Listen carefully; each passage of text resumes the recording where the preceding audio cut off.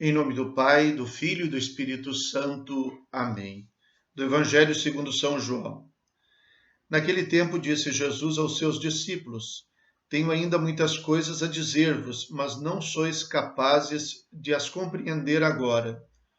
Quando, porém, vier o Espírito da verdade, ele vos conduzirá à plena verdade, pois ele não falará por si mesmo, mas dirá tudo o que tiver ouvido e até as coisas futuras vos anunciará. Ele me glorificará, porque receberá do que é meu e vô-lo anunciará. Tudo que o Pai possui é meu. Por isso disse que o que ele receberá e vos anunciará é meu. Palavra da salvação. Tenho ainda muitas coisas a dizer-vos, mas não sois capazes de as compreender agora. Esta é a palavra sábia que pode nos ajudar hoje a refletir sobre a palavra de Jesus. Há um adágio latino que diz quid recipiens modus recipientes receptor. Quer dizer, aquilo que é recebido na medida de quem recebe. Eu tenho um copo que eu encho com água. O copo está cheio. Cheio do quê? De quanto cabe de água nele. Se eu tiver um balde maior, ele estará cheio com uma quantidade muito maior de água. Por quê? Porque a capacidade dele é maior. Não adianta querer colocar o mesmo conteúdo do balde de água no copo. Não cabe. Isso faz com que quem deseja encher o copo com água não pense em colocar a mesma quantidade de água que cabe num balde, mas que não cabe no copo. Eu tenho muitas coisas a dizer-vos, mas não vou dizer porque vocês não são capazes de compreender agora. Não cabe na cabeça de vocês. Então, não vou colocar. Caso contrário, conforme a situação, isso pode até romper, pode até estragar o recipiente, que é pequeno demais. Muito sábia esta afirmação de Jesus e necessária naquilo que se refere a Deus, porque de fato Deus não cabe na nossa cabeça. Não porque ele não ocupe lugar, pelo contrário, porque a nossa cabeça não é capaz de oferecer lugar. É a questão da capacidade. Então, como é que Deus se dirige a nós? Respeitando os nossos limites. Se manifesta através dos sinais, através daquilo que nós somos capazes de compreender. É por isso que existe uma revelação longa que começou num tempo assim bastante primitivo, com Abraão, uma revelação que foi se dando aos poucos, foi se desenvolvendo, até que a capacidade da humanidade estivesse apta a receber a plenitude da revelação em Jesus Cristo. Mesmo assim, não é que Deus tenha se revelado entrando diretamente na cabeça das pessoas, mas Deus se fez um ser humano para que nós pudéssemos compreendê-lo. Então é uma lógica.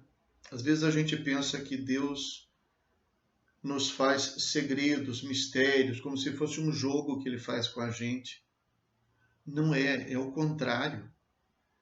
Nós não somos capazes de participar do conhecimento de Deus. E ele vai até as últimas consequências para se mostrar, para dar sinais, sem nos destruir, sem quebrar o copo.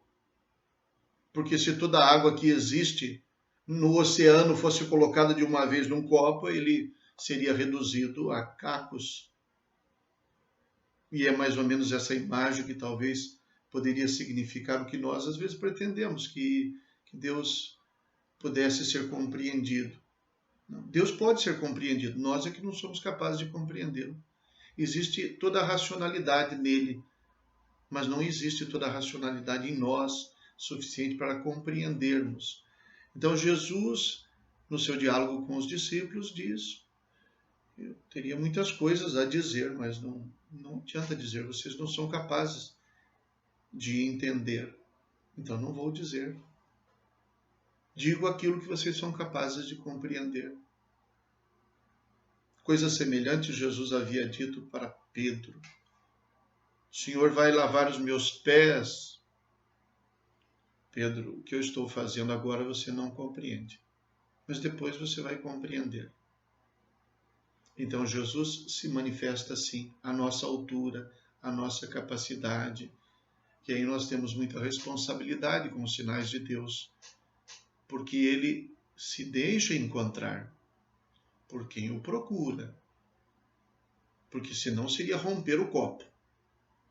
Obrigar o copo a ter que aceitar, assumir aquilo que ele ainda não está preparado, não é capaz. Então é necessário que haja também um movimento, uma abertura. É necessário que a gente dê espaço. E a gente dando espaço, ele preenche todo o espaço que a gente der. É por isso que a gente vê que tem pessoas que fazem um progresso espiritual extraordinário. Pessoas simples até, mas pelo seu amor consagrado a Deus, pelo seu tempo dedicado pela oração, pelo estudo da palavra de Deus, pelo seu esforço na caridade, a gente percebe certos progressos espirituais que algumas pessoas fazem de dar inveja a qualquer teólogo, a qualquer doutor em teologia, coisa parecida.